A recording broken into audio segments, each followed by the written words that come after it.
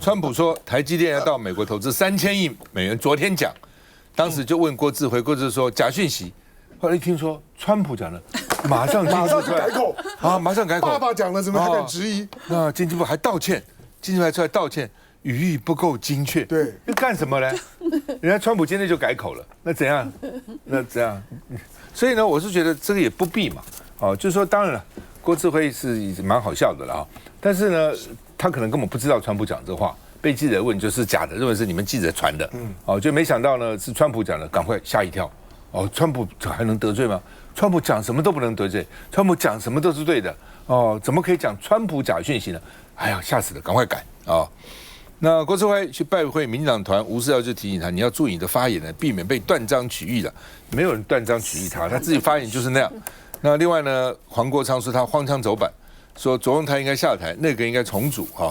那另外呢，这个郭智慧陪左荣泰到台南看灾，穿皮鞋，人家说人家都穿布鞋，为什么你穿皮鞋呢？他说那些没水哦，所以我不会淹在水里。看一下。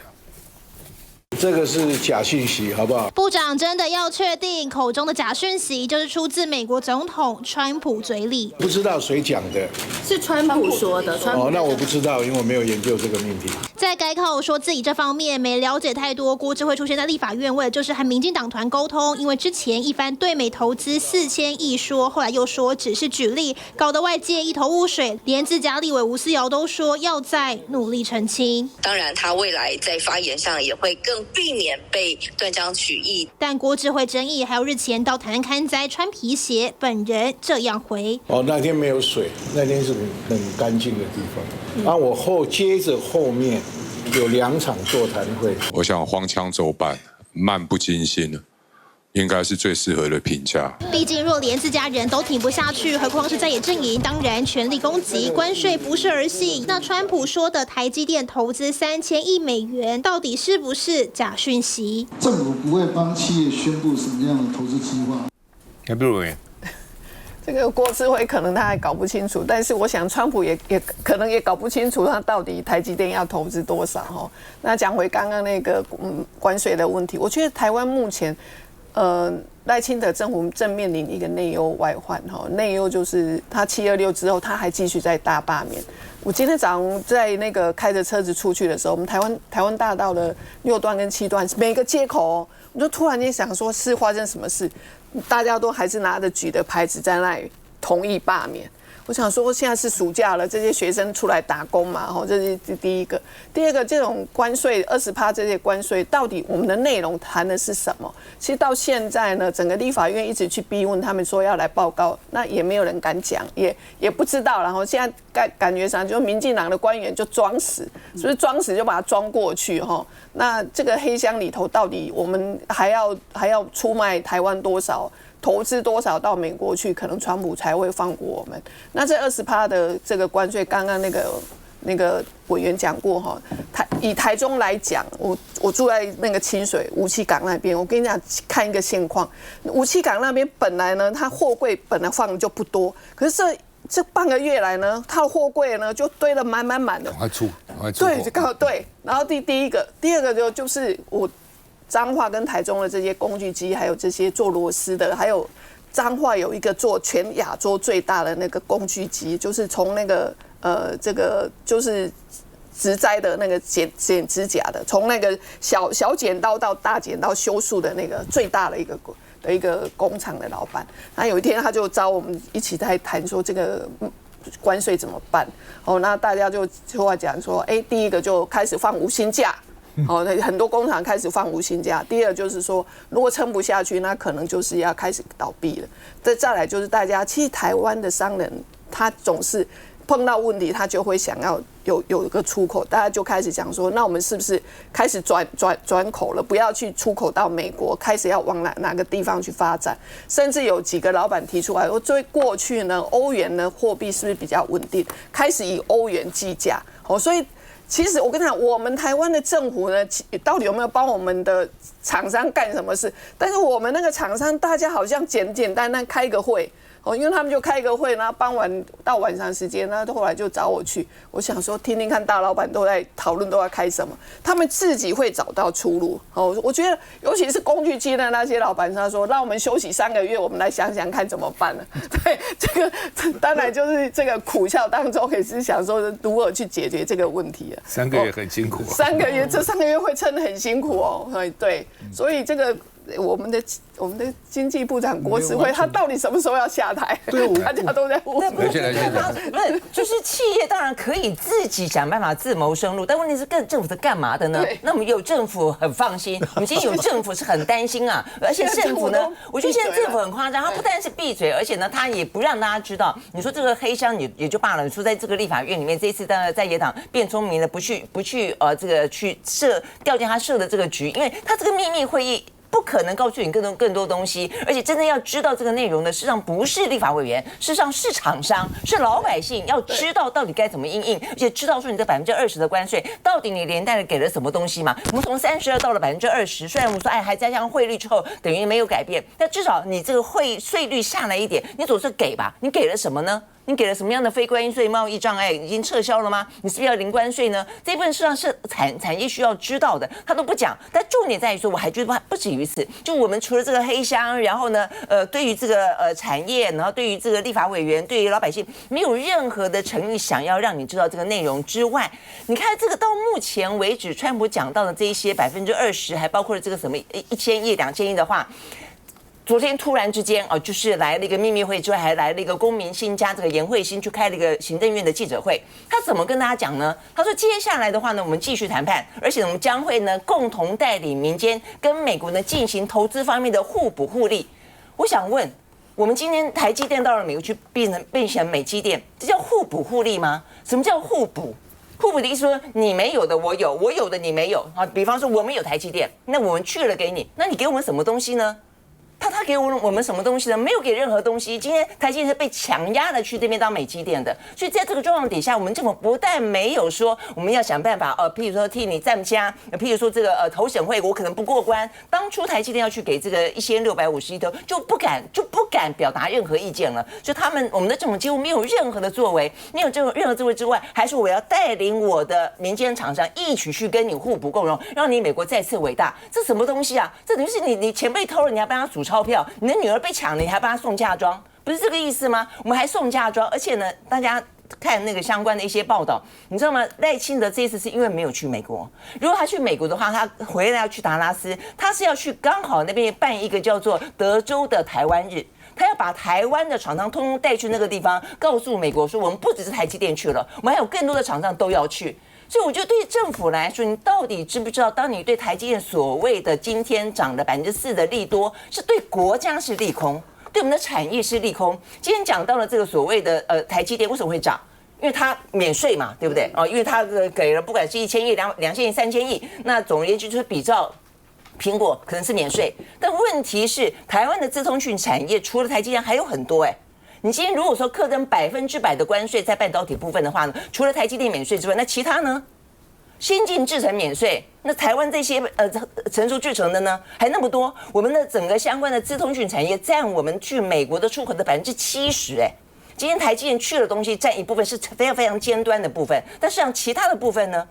这都哀鸿遍野，他们是开100%的关税那政府能怎么办呢？有拿出任何的办法来吗？你更不用讲说这100%的关税当中，我们本来说是有些是间接的，没有直接到美国去。但如果说美国今天讲说，不是说你的产品到美国去，从其他地方去，我要从你源头去查的话，源头在台湾那若是查这种源头，就原产地在台湾的，通通都要课100%的关税的话，那几乎台湾不只是工具机，我们的很多的成熟制程的半导体 ICT 就倒一片像这一部分是让我们政府都不用去告诉大家的吗？然后就看到这个郭智辉自从当初核能那个事情我觉得他被这个民进党内骂到最后，他整个人都傻了，从那个时候到现在为止没有回过魂。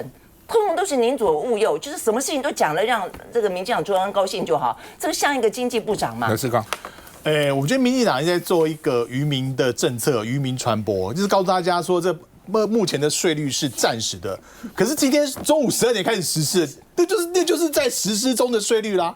你就算未来有任何的调整，而且调整也不一定是往下降哦，印度、瑞士是往上升的哦。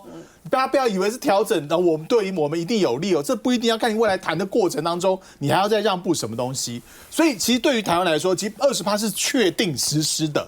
那你这个确定实施之后，你对各行各业到底有什么冲击？到现在都不讲。所有的这个大家很开心，股票上涨，只见一人笑，不见众人哭。然后你这些影响的厂商，到目前为止，他也不知道该怎么因应。然后经济部说，刚才他说的2场座谈就够了。就这么单纯哦，而且我觉得现在对这个美台之间的关税的冲击，事实上远比当年 ECFA 大了，那个影响力比 ECFA 大，因为 ECFA 后面的这包括服贸协议、货贸协议都没有谈定，事实上的这个产业层面的影响基本上是被控制住，所以这个情况，这个经济部也好，或相关的这些单位也好，出来只是在粉饰太平啊。你刚刚看那个主委说，他说觉得差异不大。怎么会差异不大呢？工具机差异很大，还有像我们一些农产，到底我们相关农产的冲击到底在哪里？目前为止也不知道啊。他们说，其他各国呢都是没有公布，可是日本、南韩是边谈，然后呢他跟国会报告，然后这个李在明呢开这个记者会，让两国的民间去做一些反弹。那他才有一个后面有个支撑，才去跟美国谈判。所以我觉得民进党处理这些事情哦，真的是非常的搞渔民政策。而且郭志辉，我觉得他是从中采以来，中采一代是2004年左右当经济部长，这20年来最差劲的经济部长。他每天都不知道在面对媒体在讲什么东西。一个部长不但没办法坚持自己的理念啊，对于核能的这个部分，能源政策无法坚持。然后你到底我们是2000亿、3000亿？还不清楚，好还要去看了川普的记者会才知道这件事情，我是觉得非常离谱。然后还说自己呢是不是在谈判小组成员之内？一个经济部长不是在谈判小组的成员之内，很羞耻哎。他说他关税问题没研究，很羞耻哎。一个经济部长应该对关税、对产业都应该是娓娓道来啊，对什么产业有什么影响，要什么冲击，我们要怎么样去避险。应该随便去督麦都能够讲出一套道理，但是一副就是双手放在后面，就再也不干他的事，关税也不干他的事，产业转型也不干他的事。那我觉得这样的经济部长留着干嘛呢？所以我觉得，还有他这个公私不分，到底他这个信托的事情，到底信托到他儿子，还是真的是信托到一个这个他没办法控制的地方去？所以我觉得郭志辉的问题太多了。那你一个政府里面有郭志辉这样的经济部长，我们对这样的经济团队还有什么好期待？休息一下再回来。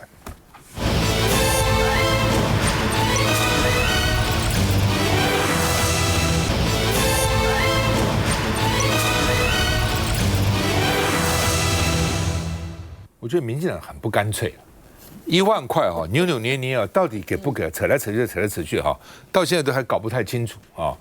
赖清德说，行政院要立法院通过特别条例提预算案，那就因为立法院3度通过，它就是法律了嘛。总统也公布了，对不对？那你要怎样呢？你又不敢提复议，本来又想提复议，又怕得罪，还有一个823，哦，所以呢又想说那怎么办呢？哦，所以呢又不敢提复议，那当然要编预算嘛。那到底是怎样呢？哦，然后又说是不是要排富啊？哦，不排富啊？哦，然后呢行政院说好吧，我们就照3度条例编预算。只调整产业支持方案，他们发言人讲的哦，那看起来就应该发才对咯。哦，然后呢，黄科昌说到底发还不发，大家都糊涂了，所以呢，他说瞠目结舌，行政院反复乱了套哦，连经济日报都写社论，所以没有必要排，为什么没有？第一个很麻烦的作业程序，这个有那个没有，这是一个重要的是。主要的是，因为这次之所以能够发，是因为你有超收嘛。超收是谁交的税啊？就是这些比较有钱人交的税嘛。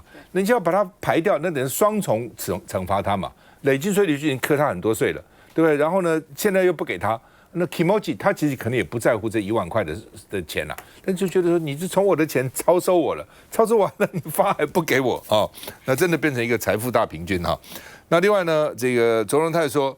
支持产业的支持方案呢，7号开始开放申请哦，你们可以为了关税问题来申请啊，要怎么补助啊等等一堆哈，我们看看到底是不是普发，应该是可以应该是可以发才对。但是这个民党一下这样，一下这样那样，本来今天院会要讨论，又把那个案子抽掉了，那到底是怎样呢？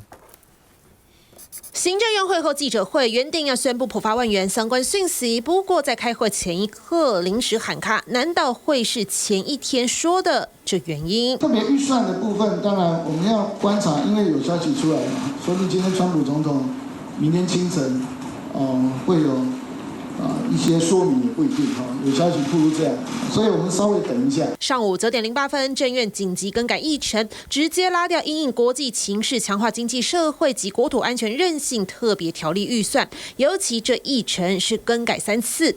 6号傍晚的第1版是位列相关特别预算案，不过3扫时后是临时新增，没想到隔天上午有拿掉。确实内部有各种的意见的部分还在做最后的讨论，因为毕竟行政部门跟立法部门之间对于包括排富或者是包括这个弱势的部分的照顾，那包括怎么样来进行的部分，确实还在做一些相关的一些讨论。看来要不要普发现金，发多少，怎么发，绿营内部依旧没共识，而且在野党是明确拒绝排富。每一分钱本来就是人民的，有什么理由不赶快普发给大家？普发现金，别再拖，毕竟总统现在似乎也没打算再档案。行政院将于近日依立法院审议通过的《因应国际情势强化经济社会及民生国安韧性特别条例》提出特别预算案，送到立法院审议。只是7号的行政院会没处理，接下来又得等到14号才有机会。来，这个梅琳来，你说。因为本来是今天呐，行政院院会要通过一个5450亿的一个这个特别预算哈，那就是临时就抽掉了哈。那临时抽掉，当时其实也没有什么原因啦哈。不过呢，之前呢有提过2个，第一个就是说，他就说因为这个钱里面有包含这2000多亿的这个要普发现金的钱，那他们就说要看这个川普的这个政策出来以后，关税到底是怎么样，这是第一个。第二个就在讲说我们要排富啦，就像我们刚刚在讨论的，为什么他要搞这么多出逃出来，就是他就不愿意。这个成绩在野党为反而反，所以要搞一些什么不一样的东西。那其实我讲就是说，如果你今天是要等川普确定一些什么东西，不好意思我想永远等不到，遥遥无期。川普的政策每天都在变，那你认为什么样才是确定的政策？然后你跟着他走，这是第一个。那第二个就是说，你今天这个说要排富我们当初这个3读的这个条例其实就是没有排富，所以如果你今天要去变更的话，哇，这个程序要非常的久了，而且重新来一次这个朝野的攻防其实我自己知道，民党内部有很多的这个委员其实他们也是不同意的。为什么？因为其实这也不是补助，这也不是福利政策，这是什么？是还税于民这本来就不应该有排富在里面。那但是其实已经有很多人都在讲说，这1万块发下来，不管是之前有人说我不领或是有些人觉得说还有些人更需要，那把它捐出来嘛，所以本来就没有这样的问题。所以我想不论是他用川普的这个这个关税的这个确定性还没有达成，或者是想要排富等等，我觉得那都是借口啦。总之他们就在思考用什么方式可以让我们在野党提出这么棒的一个这个民生的一个法案，然后这个条例可以让大家去领这1万块，他就不想把这成绩做给在野党。但我觉得身为政府不应该这样鸡肠鸟肚，什么事情其实是对百姓好、对民生好、对人民好的，就应该要去努力去做才对啊。所以我们看到，其实我们邻近的国家，不管韩国啦、新加坡大家都发嘛，用不一样的这个形式都发。日本也在研议都发，我们要普发这个1万块现金。我觉得这个扭扭捏捏的，到后来即便他发了，其实我要讲，大家对这个政府也不会有半点感谢。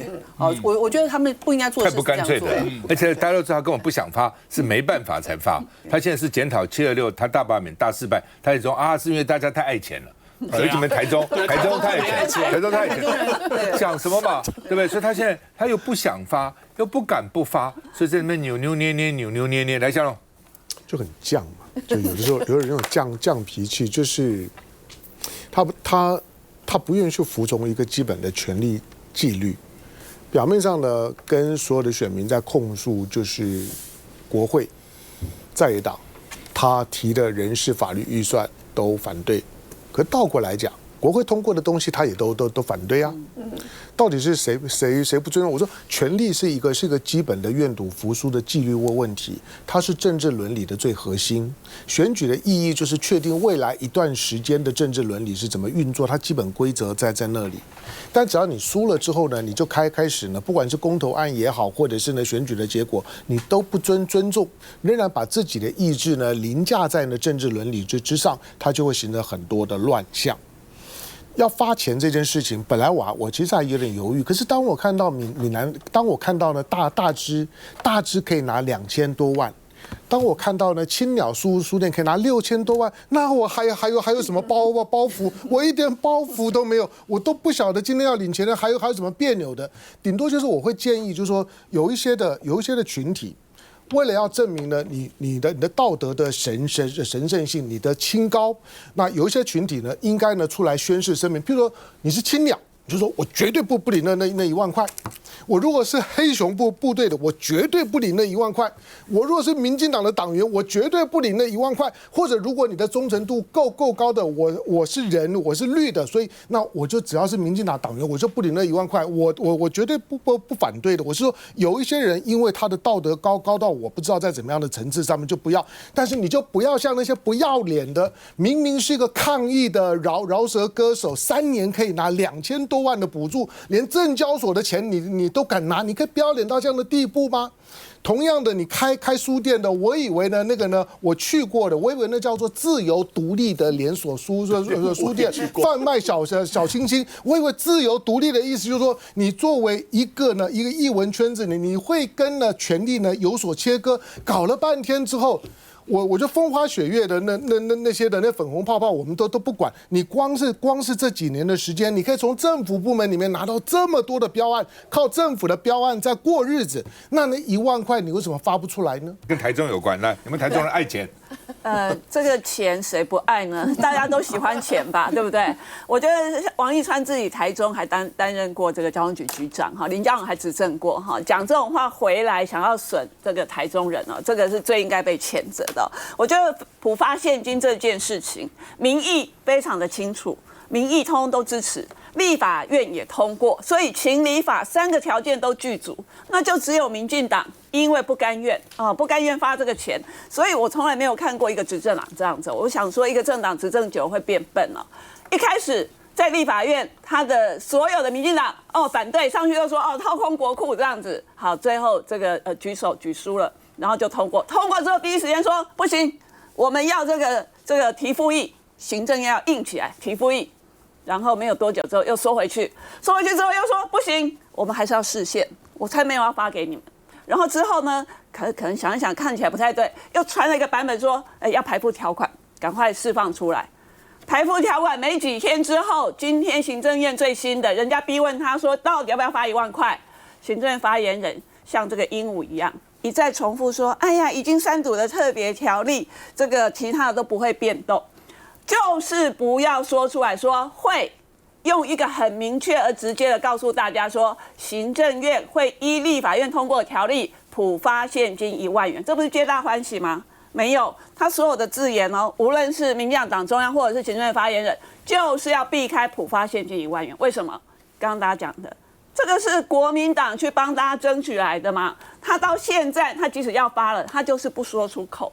然后今天在立法院里面更好笑的是，他们还有民进党的立委还在那边辩护那个排付条款，你知道吗？他说：“哎呀，有的人就是不需要这些钱，就来不及转弯。”殊不知人家行政院现在想一想，又觉得好吧，就发1万块，你就觉得很可笑。就是这样的一个执政党，非常的可笑，跟民意站在一起，就发1万块给大家，大家皆大欢喜。前阵子就是我有一个聚会，然后就遇到很多家庭，他们有的一家是5口的，一家是4口的。大家讲到这件事情，他就问说：“真的会不会发1万？”我说会啦，一定会发。他说：“那好，那我的小朋友要去旅行我赶快可以让他吃好一点，就是这1万块，他可能要先预支。你就可以看到那个气氛，每一家讲到这件事情都超开心的。这个就是我们的老百姓。”他这个对他讲是一个小确幸，他可以真的用在很多的地方，就开心，就只有民进党不开心。我真的觉得一个好的政策被你们这样子东扣西扣之后呢，等到真的送到人民手上的时候，人民不会感激你执政党的。这民进党也够笨，他原来很厉害的，最早开始发钱就是他搞的，是啊，对不对？我跟陈水扁选市长的时候，那时候里长是没有什么这个，除了报纸、摩托车，就每一个人发几千块啊，我这么发了，大家都很高兴啊。后来许信良当民进党主席有没有什么老人年金、老农年金？哇，这乡下人很高兴啊，说平安降哥友好哦，这民进党这么好，怎么到现在为止他这么小气呢？就是他发就可以，什么3倍券啊、5倍券啊、6000块现金啊，哈。然后今天国民党发不行，那你如果你不行，就很简单嘛。国民党发多少？1万块，太少了嘛！1万块怎么够呢？2万，他不叫你们台中发4万吗？发，对不对？怎样？要还是不要？休息再回来。